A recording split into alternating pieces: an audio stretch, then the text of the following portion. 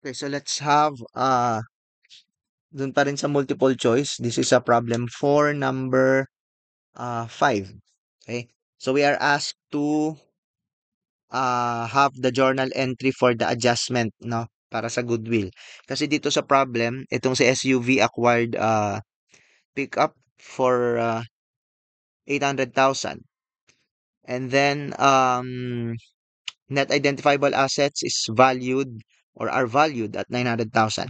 And then there was this unrecognized intangible asset, no, kasama na siya dun sa 1,200,000 na asset na nabanggit na inacquire nga ni SUV.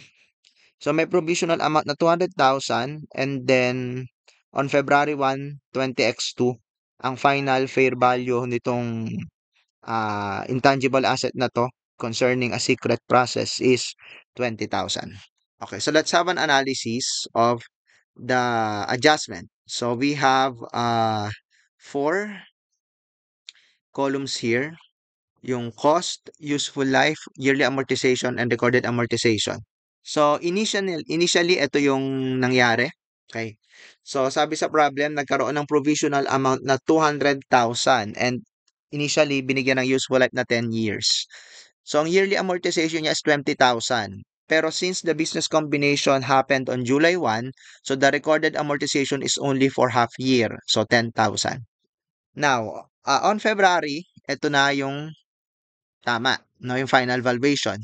So final valuation, 20,000 lang yung secret process with a useful life of 4 years. So the yearly amortization should have been 5,000, and the recorded amortization from July 20x1 to December 20x1 should have been 2,500. Therefore, from this analysis, here are our adjustments. So yung assets will be decreased by 180,000. So that corresponds to a credit to patent, 180,000, and a debit to goodwill for 180,000. So yun yung ating first journal entry, no? I-increase natin yung goodwill at i-decrease yung patent. It also follows, magkakaroon tayo ng adjustment sa recorded amortization last year. So we will debit accumulated amortization for 7,500 and deduct or credit from retained earnings 7,500, since ang concern na adjustment or the adjustment is related to previous year. Close na yung mga accounts, kaya hindi natin pwedeng galawin or i-adjust sa expense account, kaya idadaan natin sa retained earnings. So our answer for this problem is letter A, no? Debit to goodwill 180,000. Now nag-add lang ako ng additional situation for learning purposes. What if monthly amortization was recorded also in 20x2?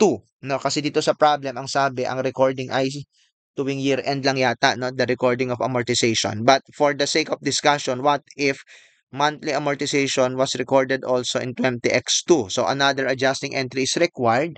So on the day that you ascertain that the final valuation of the intangible asset is 20,000, you have already recorded 1 month of amortization. So that's the amount that you will adjust. So you will debit accumulated amortization for 1,250 and credit amortization expense for 1,250. So saan galing yon? I think I forgot to show it here. So let me open my calculator.